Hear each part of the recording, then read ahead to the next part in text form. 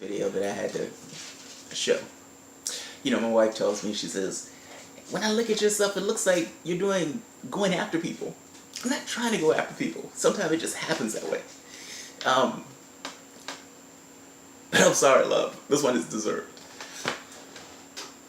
So, I didn't realize she was still walking about in public, but... Do you think that Bernie could have won in hindsight? I think that we need to move forward and focus on the future and make sure we can build on all the progress that we made. So, wait. When you say progress, what do you mean by progress? You guys lost everything. Everything. I mean, can you even still be considered a party at this point? The House, the Senate, even the Supreme Court, you were so weak you couldn't even get your own person on the Supreme Court. Not to mention 66 and 99 state legislatures. Wow. That is failure on a level that is epic. And the idea that she's like, yeah, we just need to move forward. Just move forward. Pay no attention to the man behind the curtain. You know, we know who you are, right? It's like, why are you on video? Why are you even walking around in public?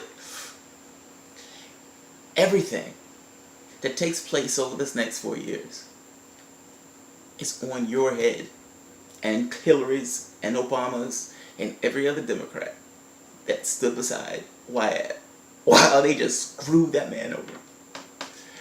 Look, I made this point before. You think of all the people that devoted themselves to that cause. And it was a lot of people. And to see those hopes dashed in that way,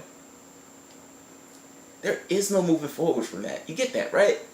Like, I get you won that battle, but you broke the party to get past Bernie Sanders. I hope it was worth it.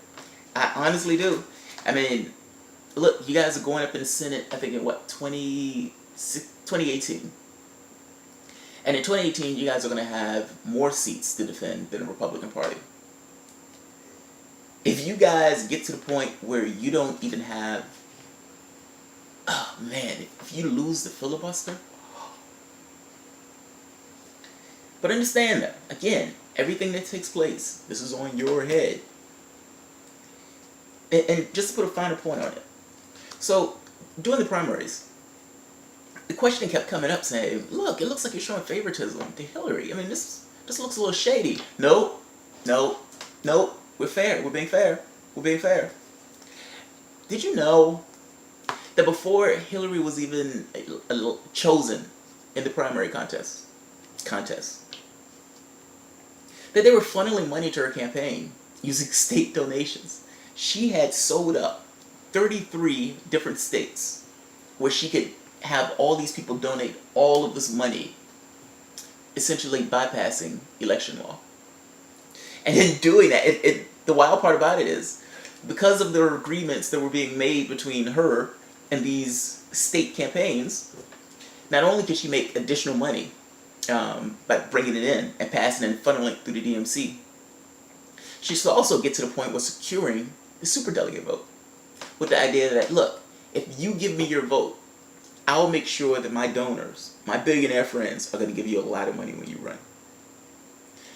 It didn't look a little strange that she had those superdelegates sold up so early on in the process, when the people hadn't even had a chance to vote? And look, in the Podesta emails, you could see where Schultz was sending news articles, where they were passing information back, like Donna Brazile passing questions to CNN, shutting down polls in certain places, knocking people off the rolls. These are things that Republicans do. These are the things that you guys complain about during the general election. But you did them in a primary. At which point am I supposed to look at that and say, yeah, fair enough, we should move forward? There is no moving forward. Don't you get that? Like, I think you guys have this odd impression that if you say unity enough, that people would somehow unite. You guys laughed at Republicans when they kept saying, radical Islamic terrorists. It's like, yeah, dude, saying it's not going to make it go away. Hey, guess what? Saying it's not going to make it happen. You guys need to have a come to Jesus moment on this. And again, everything that took place. Of $60 million raised, the state parties only kept 1%. Everything else was being funneled into her campaign. So Obama needs Hillary's support. He puts her in as Secretary of State in order to give her a springboard to run after his term. He puts Debra Wasserman Schultz, who's essentially on Clinton's campaign early on, if I'm not mistaken, the 2008 race. He put her as DNC, the chair, the head person. At the point where Hillary was going to run, Schultz essentially ushered her in. She was selected. She was not chosen. There's a difference between those two things. And you subverted the will of, I would make the case, the majority of your party in doing this. And mind you, when I'm saying your party, I can't even include those people anymore, because those people would have never voted for Hillary Clinton, but they would have voted for Bernie Sanders, which is kind of my point. You're excluding independents. There's so many other people who, if the Democrats were actually what they talked about, would actually vote for you. But those people, they don't vote not because they're disinterested. They vote because they realize you guys are full of it. You had the government for 8 years. And I know you guys are out there crowing about jobs and everything else. Yes, unemployment is like 4.3, but that's because people have stopped looking for work. Yes, you created 10 million jobs, but 95% of them are part-time or contract. Yes, you may have had successes to crow about, but this is not the economy for it. And in a situation where literally half of the country is in poverty, the Democratic president who's talking about income inequality, what are your solutions? You had a Democratic House, you had a Senate, and you had the presidency.